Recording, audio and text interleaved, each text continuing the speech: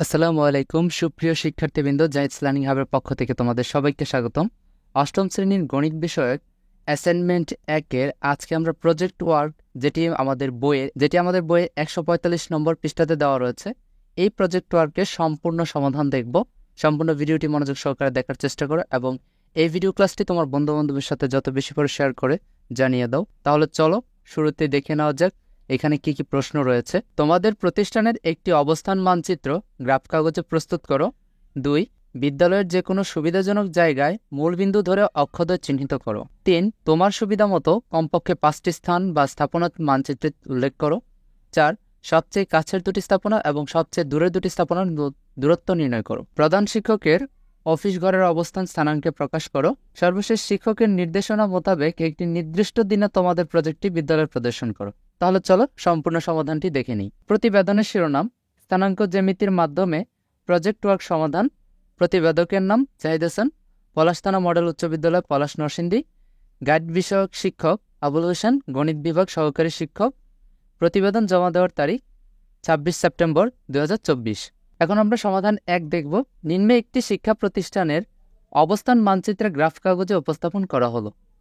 এখানে মূলত একটি গ্রাফ পেপারে শুধুমাত্র বিদ্যালয়ের অবস্থানটা চারদিকে কী রকমের রয়েছে এটি প্রকাশ করা হয়েছে।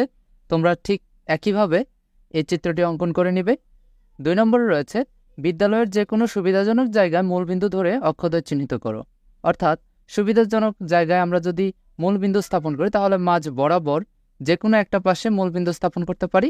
উপর দিক থেকে ওয়াই ধনাত্মক এবং নিচের দিকে ওয়াই ঋণাত্মক এবং হাতের বামে এক্স ঋণাত্মক, হাতের ডানে রয়েছে এক্স ধনাত্মক দিক। এটি তোমরা চিত্র যেভাবে দিয়েছি এভাবে অঙ্কন করে নিবে। 3 নম্বর প্রশ্ন বলেছে আমার সুবিধা মতো কমপক্ষে 5টি স্থান বা স্থাপনা মানচিত্রে উল্লেখ করা হলো। এখন এই যে মানচিত্রে মানগুলো নিয়েছি এটা নির্ধারিত মান নিচে দিয়ে দিয়েছি, তাই এই চিত্রটি অঙ্কনের সময় নিচের মানগুলোকে ব্যবহার করবে। চিত্রটি অঙ্কনের পূর্বে প্রত্যেকটি স্থাপনার স্থানাঙ্কগুলো জেনে নিবে। যেখানে মানচিত্রের যে বিন্দুকে মূলবিন্দু G(0,0) ধরায় অবস্থান অনুযায়ী মেইন গেটের স্থানাঙ্ক m দ্বারা প্রকাশ করা হয়েছে m(8, -4)। তাহলে আমরা মেইন গেটেরটা এই জায়গায় দেখতে পাচ্ছি।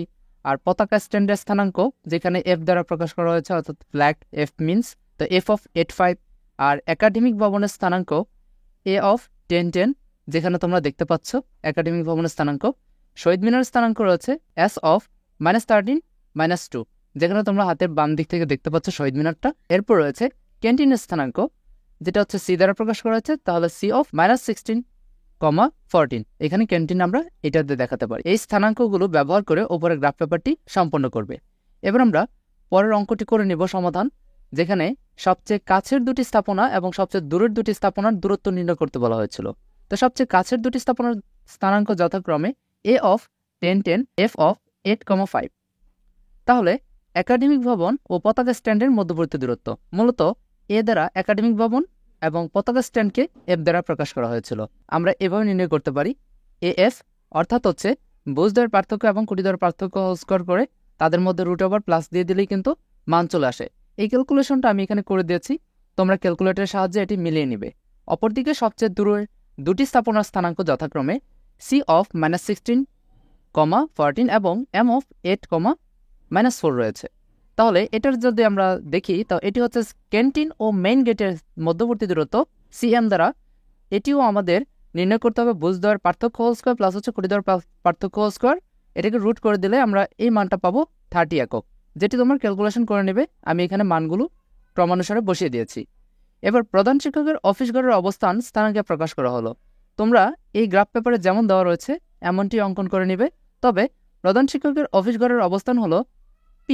মূলবিন্দু থেকে এই বিন্দুর স্থানাঙ্ক x অক্ষের সমান্তরালে ঋণাত্মক দিকে 12 ঘর এবং y অক্ষের সমান্তরালে ধনাত্মক দিকে 9 ঘর রয়েছে। তাহলে প্রধান শিক্ষকের ঘরের অবস্থান হবে P(-9). সুপ্রিয় শিক্ষার্থীবৃন্দ, এই ভিডিও ক্লাসটি এই পর্যন্তই ছিল। পরবর্তী যে অ্যাসাইনমেন্টটি রয়েছে আমরা সেটি সমাধান করব। তবে এই ভিডিওতে কমপক্ষে হচ্ছে 100 লাইক তো চাই। সম্পূর্ণ ভিডিওটি মনোযোগ সহকারে দেখার জন্য তোমাকে অসংখ্য ধন্যবাদ। পরবর্তী অ্যাসাইনমেন্টে খুব শীঘ্রই দেখা হবে।